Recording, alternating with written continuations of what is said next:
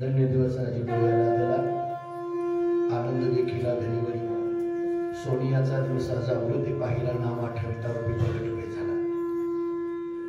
पवित्र भूमी श्री क्षेत्र बार्शी या नगरीमध्ये भगवंताच्या अधिष्ठानाच्या सानिध्यामध्ये तथा संत विसोबा खेचरांच्या समाधी स्थानाने पवित्र झालेली ही भूमी आणि या भूमीमध्ये भगवान श्री उत्तरेश्वराच्या अधिष्ठानाच्या समोर सद्गुरु बोधराज भक्त मंडळ तथा श्री गुरु सेवा मंडळ आणि समस्त बार्शीकर यांच्या वतीने गेली 25 वर्ष झालं हा अखंड हरिनाम सप्ताह या ठिकाणी संपन्न होतोय। संत माणकोजी बोधले महाराजांच्या कृपेने सद्गुरु दादांच्या आशीर्वादाने या उत्सवाचं हे 25वे वर्ष आहे, म्हणजेच रौप्य महोत्सवी वर्ष आपण मोठ्या थाटामाटामध्ये या ठिकाणी साजरं करत आहोत। प्रतिवर्षी हा सप्ताह संपन्न होतोयच आहे, आपण त्याचे सगळे साक्षीदार आहात। सकाळच्या सत्रामध्ये आपण सगळेजण पूजना करता माझ्या माहितीप्रमाणे जी मंडळी आज उपस्थित आहे ती प्रतिवर्षी पूजना करता इथं येतच आहे, पण यावर्षी एक रौप्य महोत्सवी वर्ष असल्यामुळे थोडीशी भव्यता आणि दिव्यता या उत्सवाला द्यावी या न्यायाने आपण सगळेजणांनी हे उत्सवाचं आयोजन केलं। याच्यामध्ये महत्वाची गोष्ट अशी आहे की जी प्रासादिक परंपरा या आपल्या बार्शीमध्ये काम करत आहे त्या प्रासादिक परंपरांची जी प्रमुख आहेत अधिपती त्या सर्व पूजनीय महाराज मंडळींना आपण आमंत्रित करतो आहोत आणि त्यामुळे आजपासून ते 7 दिवस इथं जो अखंड कीर्तन नामयज्ञ या ठिकाणी चालू राहणार आहे त्याच्यामध्ये जी पूजनीय महाराज मंडळी येणार आहे ती फार मोठी परंपरेची आहे। म्हणजे मी आपल्याला सांगेन की त्याच्या पाठीमागे 200-300 वर्षाच्या परंपरा त्यांच्या पाठीमागे आहे। मग त्याच्यामध्ये सामरगावकर महाराज असतील, वासकर महाराज असतील, देवकर महाराज असतील, नामदेवांचे वंशज नामदास महाराज असतील, आजरेकर महाराज असतील, ही सगळी मंडळी मोठी मंडळी इथे येणार आहे आणि त्यामुळे संध्याकाळच्या वेळेला त्या कीर्तन श्रवण करता आपण आवर्जून उपस्थित राहावं। समजा नाही पूर्ण वेळ 2 तास आपल्याला बसता आलं तर कमीत कमी त्यांच्या दर्शनात जाता तरी उपस्थित राहावं या भावना मी या निमित्ताने व्यक्त करतो। खरं तर हा उत्सव या आपल्या सगळ्यांच्या वतीने संपन्न होत असताना परवाच्या दिवशी मी पत्रकार परिषदेमध्ये सगळ्या गोष्टी सांगितलेल्या की हा उत्सव कसा सुरू झाला, या उत्सवाच्या पाठीमागं प्रेरणा काय झाली आणि भगवान उत्तरेश्वरांनी हे आपल्याकडून हे कशा पद्धतीने करून घेतलं। हे करत असताना या देवस्थानचे अध्यक्ष आदरणीय दिनेशजी परदेशी साहेब यांचा फार मोठा मोलाचा वाटा आहे, कारण हे सगळं मंदिर पूर्ण 7 दिवस उत्सवाकरता उपलब्ध करणं, सगळं साहित्य उत्सवाकरता उपलब्ध करणं मला यावर्षी आणखी विशेष असं सांगावंसं वाटतं। थोडासा मी या फार अशा व्यवस्थेच्या फार भानगडीत किंवा या प्रकारात फार नसतो, परंतु परदेशी साहेबांनी सांगितलं की नाही हे सगळं मी माझ्या पद्धतीने करून घेतो, म्हणून आजचा जेवढा सगळा खर्च दिसून येतोय तो स्वतः परदेशी साहेबांनी या ठिकाणी केलेला आहे आणि त्यामुळे सगळ्या गोष्टीला ते पाठीमागं असल्यामुळे हा उत्सव या ठिकाणी संपन्न होतोय। आणि मग आपण बाकी सगळी म्हणजे बरीचशी मंडळी विचारतात की हे सगळं कशा पद्धतीने चालतंय, तर याला एकच कारण आहे, इथं असलेली उपस्थित असलेली प्रत्येक घटक हा उत्सव आपला आहे या न्यायाने जी सेवा आपल्या पदरामध्ये पडते आहे ती सेवा अत्यंत तन्मयतेने या ठिकाणी करतो आहे आणि त्यामुळे कुठल्याही पद्धतीचा त्याचा फार ताण कोणत्याही व्यवस्थेवर न पडता जितका व्यवस्थित पद्धतीने या सप्ताहाचा आपल्याला आनंद घेता येईल तो घेण्याचा प्रयत्न या 7 दिवसामध्ये आपण करणार आहोत। विशेष करून बोधलीलांबरीचं पारायण या ठिकाणी होणार आहे। माणकोजी बोधले महाराजांचं चरित्र ज्या ग्रंथात आहे त्या ग्रंथाचं पारायण या ठिकाणी होणार आहे। या बार्शी शहरातली ज्या महिला भजनी मंडळ आहेत त्यांचं महिला भजन, संध्याकाळच्या वेळेला हरिजागर आणि मग ही प्रासादिक कीर्तन 7 दिवस चालणार आहे। आपण सगळेजण म्हणजे खरं तर आपल्याला माहित आहे की बोधले महाराजांची परंपरा या बार्शीमध्ये जवळजवळ 300 वर्ष झालं कार्य करते आहे।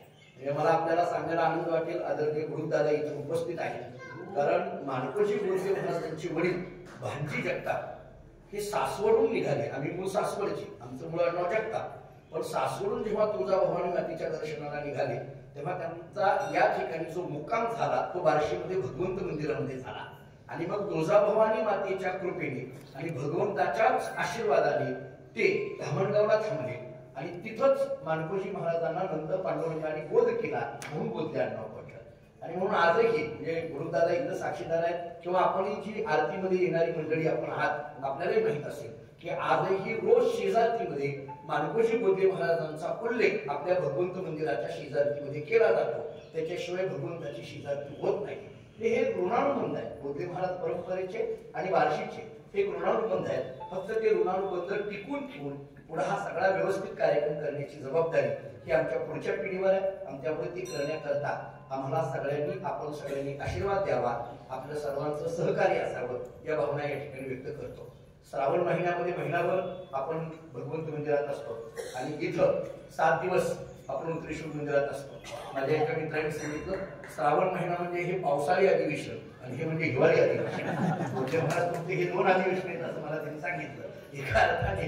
त्यामुळे इथं आपण या 7 दिवसामध्ये उत्तरेश्वराच्या दारामध्ये आपण या ठिकाणी येतो आहोत. मला विशेष कौतुक यावर्षी पत्रकार मंडळीचं करायचं आहे, कारण गेल्या 7-8 दिवसांपासून सातत्याने बातम्या पेपरमध्ये असेल किंवा सोशल मीडियाच्या माध्यमातून असेल पत्रकारांनी उत्स्फूर्त पद्धतीने या ठिकाणी हे सगळं की बाबा हे बार्शीचा एक पद्धतीचा महत्वाचा हा उत्सव आहे या दृष्टीने पत्रकारांनी स्वतः सगळी जबाबदारी घेतली. म्हणून ज्याबरोबर आपल्या सगळ्यांना धन्यवाद देत असताना विशेष करून या पत्रकार मंडळींना या ठिकाणी धन्यवाद देतो. म्हणजे मी परवा पत्रकार परिषद घेतल्यानंतर मला वाटलं नव्हतं सकाळच्या सत्रात तुम्ही सगळे या, पण माझ्या अगोदर तुम्ही सगळे हजर होता. याच्यातून तुमच्या मनामध्ये सुद्धा किती चांगलं जगामध्ये दाखवावं ही जी तुमची इच्छा दिसून येते त्याला सुद्धा भगवंताने आशीर्वाद द्यावा अशी भावना या ठिकाणी व्यक्त करतो. हा उत्सव आपल्या सगळ्यांच्या सहकार्याने या ठिकाणी संपन्न होतोय. विविध क्षेत्रातली इतकी मोठी मंडळी इथं उपस्थित आहे. मी जर नावं घ्यायला लागलो तर सगळ्यांची नावं मला माहित आहे. बऱ्याचदा असं म्हणतात लोक की नावं घेतलं तर कोणतरी विसरेल, माझ्याकडनं अजिबात विसरणार नाही, इतकी मला नावं पाठ आहे. पण वेळ झाल्यामुळे मी सगळ्यांचा नामोल्लेख जास्त करत नाही. पण आपण सगळेजण की या परंपरेवर विशेष करून बोधे महाराजांच्या परंपरेवर म्हणजे मी अनेकदा गमतीने म्हणतो मला आमच्या पंढरपुरातली नावं माहित नाहीत पण बार्शीतली मात्र नावं माहिती आहेत. इतक्या बार्शीच्या सगळ्या घटकाबरोबर आणि सगळ्या कानाकोपऱ्यामध्ये पण हे आज नाही, गेली 20 वर्ष झालं या बार्शीकरांनी मला सांभाळलंय. मी बार्शीमध्ये नाही, बार्शीकरांनी मला सांभाळलंय. जे बार्शीकरांनी प्रेम मला दिलेलं आहे ते मी कधीही शब्दामध्ये व्यक्त करू शकत नाही, इतकं प्रेम. या आजही मी कुठेही महाराष्ट्राच्या कानाकोपऱ्यामध्ये गेलो म्हणजे मी अनेक ठिकाणी परवा मुंबईमध्ये असताना ठाण्यातल्या लोकांनी मला सांगितलं तुमचा बार्शीचा कार्यक्रम कधी आहे, म्हणजे ते बोलताना असं म्हणतात. याचा अर्थ मी बार्शीचाच आहे ही भावना अख्ख्या महाराष्ट्राला माहित आहे. आणि त्यामुळे बार्शीकर लावून घेण्यामध्ये जो काही स्वाभिमान वाटतो तो अन्य मला स्वाभिमान वाटणार नाही. इतकं बार्शीचं आणि माझं हे नातं आजपर्यंत चालत आलेलं आहे आणि तेच तुमच्या सगळ्यांच्या कृपेने पुढेही भविष्यात चालत राहावं या भावना व्यक्त करतो. सकाळच्या सत्रामध्ये आपण सगळीजण या ठिकाणी उपस्थित आहात. आपल्या सर्वांवर भगवंताचे ज्ञानोबराय तुकोबराय नामदेवजी महाराजांचे आशीर्वाद अखंड राहावेत. वारकरी संप्रदायातील अनेक दिग्गज मंडळी इथं उपस्थित आहेत. विविध क्षेत्रामध्ये काम करणारी वेगवेगळ्या क्षेत्रात काम करणारी मंडळी आपण इथं उपस्थित आहात. आपलं सर्वांचं असंच लक्ष या उत्सवावर राहावं अशा भावना या ठिकाणी व्यक्त करतो. आणि इथून पुढे 7 दिवस चालू असलेल्या या ज्ञान यज्ञामध्ये आपल्याला जसं शक्य असेल तसं, कारण बार्शीतली माणसं किती सक्रिय वेगवेगळ्या गोष्टी हे मला चांगलं माहिती आहे. त्यांच्या पाठीमागे किती व्याप असतात सकाळपासून संध्याकाळपर्यंत. कारण बार्शीचा मी अनेकदा म्हणत असतो बार्शी म्हणजे सगळ्या क्षेत्रात सरशी असं म्हणत असतो. त्यामुळे सगळ्या क्षेत्रामध्ये आपण बार्शीकर हे एक अग्रेसर असतो. अनेक म्हणजे व्यापाराच्या क्षेत्रात असेल, नोकरीच्या क्षेत्रात असेल, कैलासवासी दर्दारी मामांच्यामुळे इथं शिक्षणाच्या क्षेत्रामध्ये असेल, अशा विविध क्षेत्रामध्ये आपण सक्रिय आहात. आणि मला माहित आहे की जितका बार्शीमध्ये पैसा मिळवण्यामध्ये सक्रिय आहे तितकंच ते दान करण्यामध्ये सुद्धा सक्रिय आहे.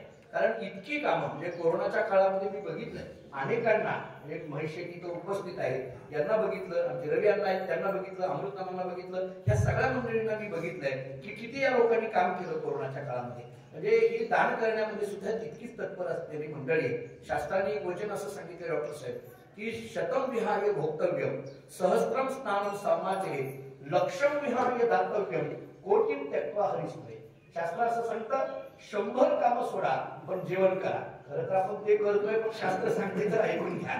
100 कामं सोडा जेवण करा, हजारो कामं सोडा स्नान करा, लाखो कामं सोडा दान करा आणि कोट्यावधी कामं सोडा हरिनाम घ्या. अशी शास्त्राची भाषा आहे. आणि मला वाटतं की त्या न्यायाने आपला सगळ्यांचा हा प्रवास आहे. त्यामुळे दानशूर वृत्ती तितकीच आमच्या या बार्शीमध्ये आहे. याची मला अनेक सामाजिक कामं या बार्शीमध्ये आहेत, अनेक आध्यात्मिक कामं या बार्शीमध्ये आहेत. आणि म्हणून जसं आपण आदरणीय प्राध्यापक विलासराव जगदाळे सर, मी जगदाळे सरच म्हणून मला काही कमी आहेत का महाराज हे एक महाराज कारण मी सरांबरोबर राहत असताना अनेकदा सरांकडून मी काही कविता ऐकल्या. आपण नेहमी सर तुमच्या मुखातून ऐकतो, देणाऱ्याने देत जावे, घेणाऱ्याने घेत जावे, घेता घेता एक दिवस घेणाऱ्याने देणाऱ्याचे हात घ्यावे. या सगळ्या म्हणजे काव्य आपली मराठी संस्कृती असेल किंवा आपले संत वाङ्मय असेल, या सगळ्यांनी जे काही महत्व सांगितलं ते आपल्या बार्शीच्या नसानसामध्ये भरलेलं आहे. म्हणून या 7ही दिवसामध्ये जे जे इथं वेगवेगळ्या रूपाने सहकार्य आहेत त्यांनाही या ठिकाणी महाराजांचे आशीर्वाद. अन्नदान करणारी जी मंडळी, म्हणजे मी मगाशीच त्यांच्याशी बोलत होतो की या उत्सवाकरता सकाळच्या सत्रामध्ये आपल्या सगळ्यांना थोडा मी त्या अर्थाने आम्ही थोडा त्रास देतोय असं मला वाटतंय. कारण सकाळच्या सत्रामध्ये सगळी तुमची कामं सोडून इतक्या लवकर तुम्हाला आम्ही मंदिरामध्ये थंडीचे दिवस असताना बोलवतोय आणि बराच वेळ 1 तासभर तुमची घेतोय. पण मी मगाशी त्यांच्याशी बोलत होतो की अन्य कोणाला तरी बोलवून पूजा करून मला हे रिकामं करता आलं असतं, पण आपण जे आहात म्हणजे या उत्सवाचे जे महत्वाचे घटक आपण आहात, आपल्याच हस्ते पूजा करायची असा माझा आग्रह मंडळाला कायम असतो. मी मंडळाला म्हणत असतो की जी जी मंडळी म्हणजे सामान्य घटकापासून वेगवेगळ्या घटकांमध्ये काम करणारी जी वार्षिकली विविध क्षेत्रातली मंडळी आहेत त्या सगळ्यांना या ठिकाणी बोलवा आणि त्यांच्याच हस्ते हे पूजन करा, तरच खऱ्या अर्थाने त्या सप्ताहाची उंची वाढत असते. आणि म्हणून आपण ही जी मंडळी आहात त्या सर्वांना या ठिकाणी धन्यवाद देतो.